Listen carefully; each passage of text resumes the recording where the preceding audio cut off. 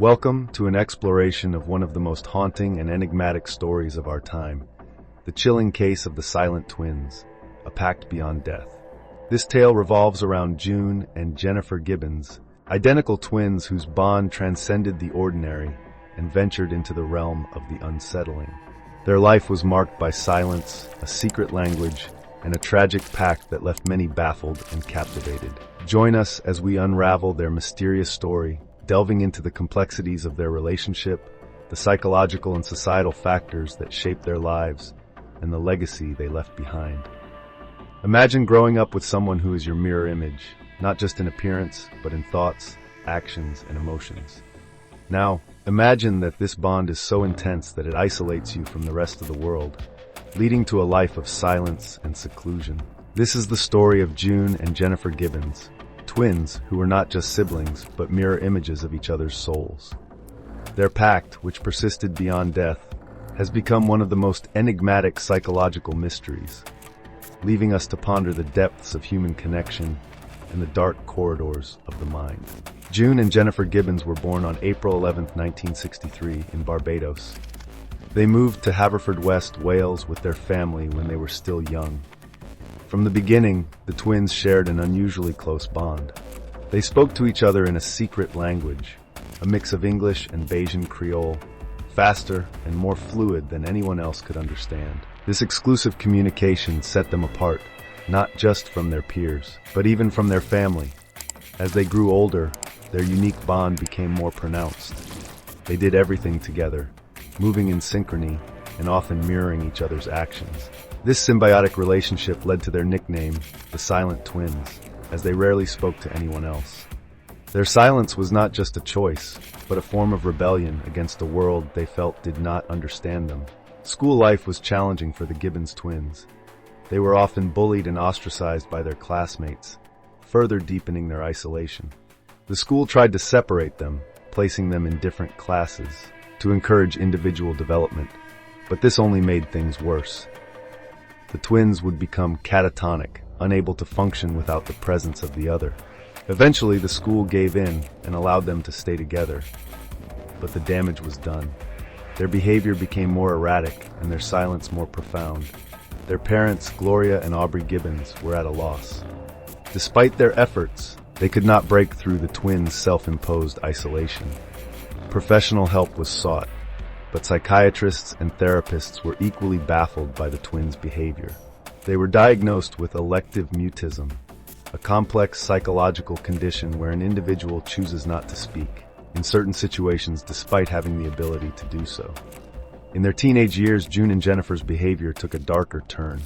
They began committing petty crimes, vandalism, arson, and theft, as a form of expression. These actions were not driven by need, but by a desire to break free from their silent prison. Their criminal activities escalated, culminating in a series of arson attacks that led to their arrest. In 1981, at the age of 18, June and Jennifer were sentenced to Broadmoor Hospital, a high-security psychiatric institution, for their crimes.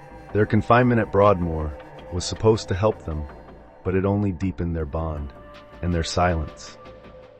The twins continued to communicate exclusively with each other, developing an even more elaborate secret language. They became subjects of interest for psychologists and researchers who saw them as a unique case study in twin psychology and elective mutism. Life inside Broadmoor was harsh. The twins were subjected to various treatments and therapies, none of which seemed to have any lasting effect. They spent years in the institution, their bond growing stronger, even as their mental health deteriorated.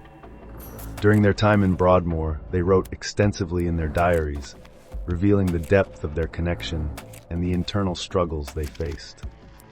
In their writings, June and Jennifer expressed a love-hate relationship with each other. They oscillated between intense affection and deep resentment, often referring to the other as a dark shadow. That needed to be eliminated for their individual survival. This dichotomy defined their relationship, leading to a chilling pact they would eventually make. As the years passed, the twins became convinced that only one of them could survive for the other to live a normal life. They believed that their bond was a curse, trapping them in a cycle of mutual dependence and destruction. In a series of haunting diary entries, they detailed their belief that one of them had to die for the other to be free. In March 1993, after 12 years at Broadmoor, the twins were transferred to the more relaxed Caswell Clinic in Wales. The move was seen as a positive step, but it would lead to a tragic conclusion. Shortly after their arrival, Jennifer began to experience severe health issues. She became lethargic, unresponsive, and eventually slipped into a coma. On March 9, 1993, Jennifer Gibbons passed away from acute myocarditis, sudden inflammation of the heart. Jennifer's death shocked everyone, including the medical staff. There was no clear medical reason for her sudden illness, leading to speculation that her death was the result of the pact the twins had made. June was devastated, yet strangely liberated. In the years following Jennifer's death, she began to speak more openly, integrating herself into society in a way she had never done before. June's transformation was remarkable. She moved back in with her family and started a new life, embracing the freedom she believed Jennifer had granted her through their pact. Despite the newfound sense of normalcy, the shadow of her sister's death remained. June continued to write, reflecting on their bond and the extraordinary circumstances that defined their lives. The story of the silent twins has left an indelible mark on the fields of psychology, criminology, and literature. Their case raises questions about the nature of identity, the limits of human connection, and the psychological impact of isolation.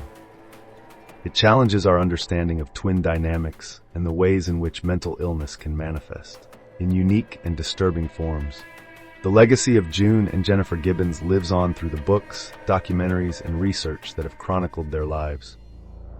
One of the most notable works is The Silent Twins, a book by journalist Marjorie Wallace, who developed a close relationship with the twins during their time at Broadmoor. Wallace's book provides a deeply personal and insightful look into the lives of June and Jennifer, shedding light on their inner world and the pact that ultimately defined their fate. The chilling case of the silent twins is a haunting reminder of the complexities of the human mind and the depths of our connections with others. It is a story of love and obsession, freedom and entrapment, and the lengths to which individuals will go to escape their demons. As we reflect on the lives of June and Jennifer Gibbons, we are left with a sense of awe and unease, pondering the mysteries that lie within us all.